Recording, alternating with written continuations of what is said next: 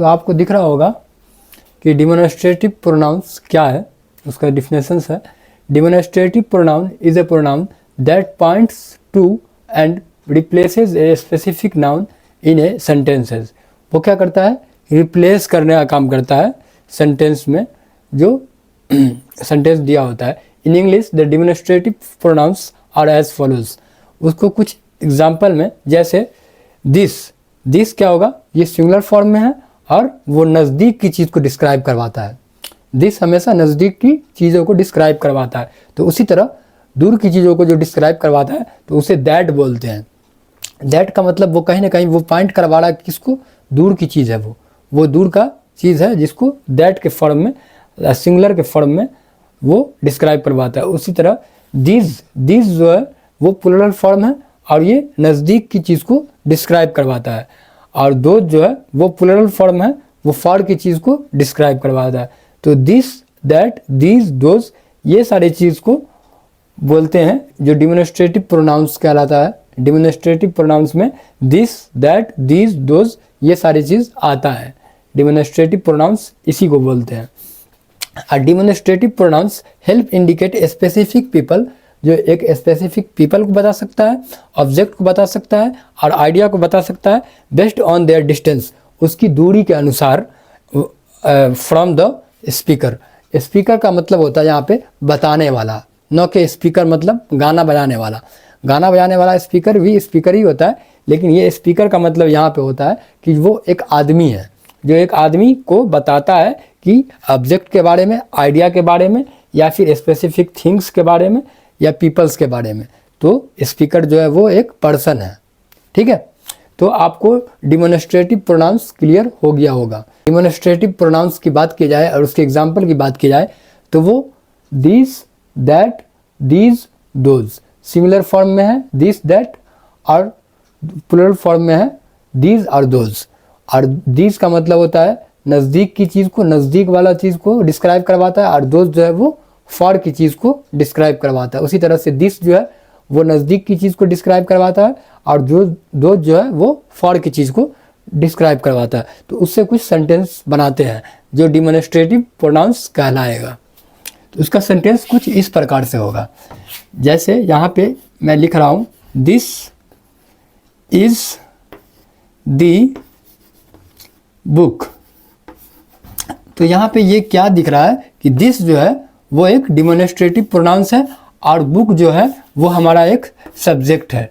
तो सब्जेक्ट जो है ये मेरा, तो इसको हम क्या बोलेंगे कि ये जो है नज़दीक की चीज़ को नियर में बता रहा है, कि जो कोई चीज़ नज़दीक में है उसको बता रहा है कि दिस इज़ द बुक, यह एक किताब है। उसी तरह say that is the home, that is the home where I live, where I live। ठीक है, या lived, live या lived। ठीक है, तो यहाँ पे that और यहाँ पे home जो है वो एक सब्जेक्ट को बता रहा है। ठीक है, अब यहाँ पे क्या है कि ये चीज़ जो है वो दैट इज़ द होम, मतलब कि वो एक स्पीकर या फिर किसी पर्सन्स को बता रहा है कि दैट इज़ द होम, मतलब कि वह घर है जहाँ मैं रहता था या जिसमें मैं रहता हूँ। तो वो क्या करेगा, यहाँ पे दैट जो है वो क्या हमारा डिमोन्स्ट्रेटिव प्रोनाउंस है। उसी तरह से ये दोनों जो है हमारा सिंगुलर में है, ये सिंगुलर फॉर्म में है। ठीक है, और ये जो है हमेशा नज़दीक की चीज़ को ये डिस्क्राइब करवाया। उसी तरह से ये भी जो है वो फॉर की चीज़ को डिस्क्राइब करवाया है, ये फॉर की चीज़ को डिस्क्राइब करवाया है, ये नज़दीक की चीज़ को करवाया है। अब इसी तरह से दीज आर माई पेन, यहाँ पे दीज है और यहाँ पे पेन है। ठीक है, पेन एक सब्जेक्ट है और दिस जो है वो डिमोन्स्ट्रेटिव प्रोनाउंस है। तो दिस जो है वो यहाँ पे पेन क्या का मतलब होता है, पेन का मतलब यहाँ पे ये निकल रहा है कि ये जो है, सॉरी, पेन जो है वो यहाँ पे क्या है, ये एक नज़दीक की चीज़ है, ये नियर की चीज़ है। अब इसी में हम दोज लगाएंगे, अगर दोज आर माय फ्रेंड,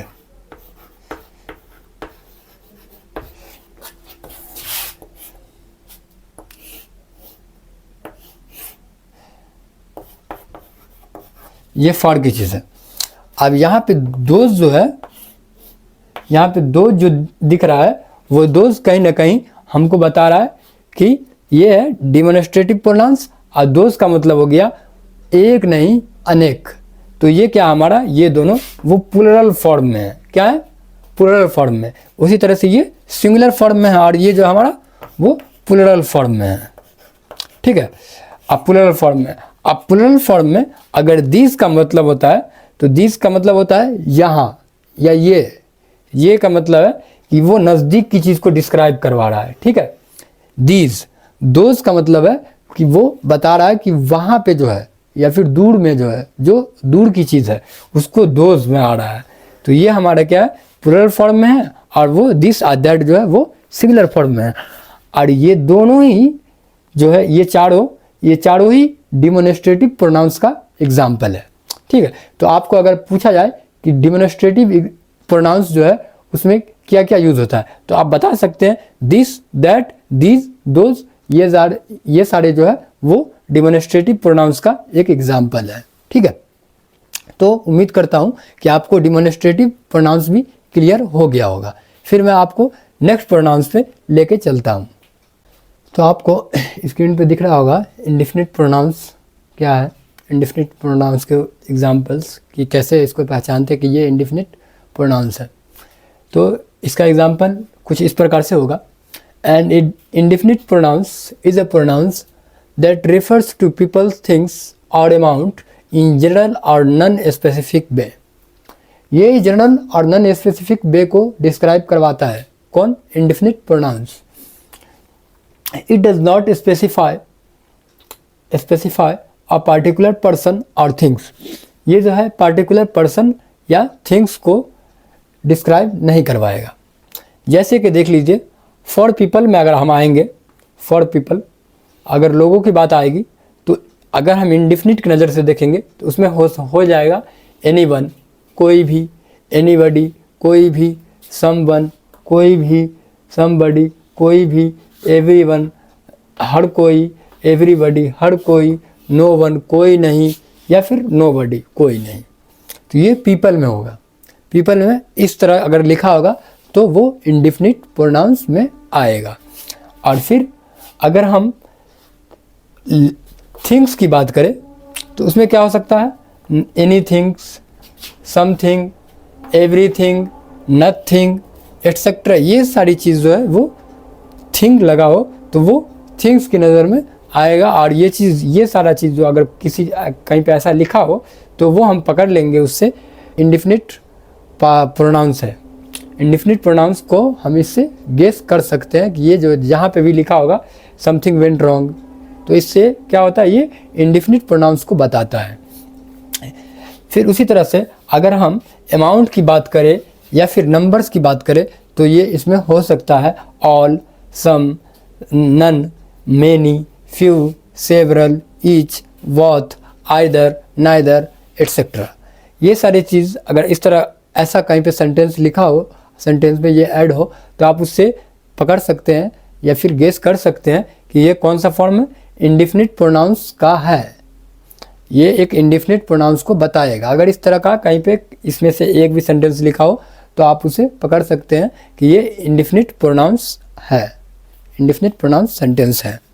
ठीक है, तो उम्मीद करता हूँ कि आपको इंडेफिनिट प्रोनाउंस भी समझ में आ गया होगा। तो आपको स्क्रीन पे दिख रहा होगा इंडेफिनिट प्रोनाउंस के एग्जाम्पल, जैसे समवन। समवन का एग्जाम्पल क्या होगा, someone left their phone on the table, मतलब किसी ने टेबल पे अपनी फ़ोन छोड़ दिया है या छोड़ दी है। ठीक है, नोबडी नोज द आंसर, इसका मतलब कोई भी इसका आंसर नहीं जानता है। नोबडी क्या है, इंडेफिनिट प्रोनाउंस है। समवन क्या है, इंडेफिनिट प्रोनाउंस है। उसी तरह everything is ready for the party, मतलब कि पार्टी मनाया जा रहा तो उसके लिए सब कुछ रेडी है, बस पार्टी का वेट हो रहा है। फिर यहाँ पे एवरीथिंग जो है वो क्या है, इंडेफिनिट प्रोनाउंस है। उसी तरह few we are interested in the lecture, कि एक लेक्चर चल रहा है तो कुछ लोग उसमें इंटरेस्टेड है और कुछ लोग नहीं है, ठीक है। तो यहाँ पे फ्यू क्या होगा, इंडेफिनिट प्रोनाउंस है। उसी तरह all of the cookies are gone, मतलब कि all of the cookies are gone का मतलब कोई आदमी है जो कुकीज़ लेने आया है, कोई आदमी है जो दुकान गया है कुकीज़ लाने के लिए। कुकीज़ मतलब होता है बिस्किट, ठीक है। तो अमेरिकन इंग्लिश है, उसे कुकीज़ बोलते हैं अमेरिकन इंग्लिश में, बट यहाँ इंडियन इंग्लिश में बिस्किट बोलते हैं। तो उसी तरह से बस इतना ही फ़र्क है कि लैंग्वेज का प्रॉब्लम है, तो वो लोग कुकीज़ बोलते हैं बिस्किट को, और इंडियन इंग्लिश में बिस्किट बोलते हैं, अमेरिकन इंग्लिश में कुकीज़ बोलते हैं, ठीक है। तो वो कोई आदमी गया है दुकान पे मतलब बिस्किट लेने के लिए, तो वो आदमी रिप्लाई कर रहा है, दुकानदार बोल रहा है कि सारी बिस्किट जो है वो ख़त्म हो गई, अभी अवेलेबल है नहीं मेरे पास, ठीक है। तो वो एक कस्टमर को यानी बोल रहा है, ऐसा रिप्लाई कर रहा है। तो यहाँ पे ऑल क्या होगा, वो एक इंडेफिनिट प्रोनाउंस का एक फॉर्म है। उसी तरह से फिर नेक्स्ट प्रोनाउंस पे आता हूँ मैं।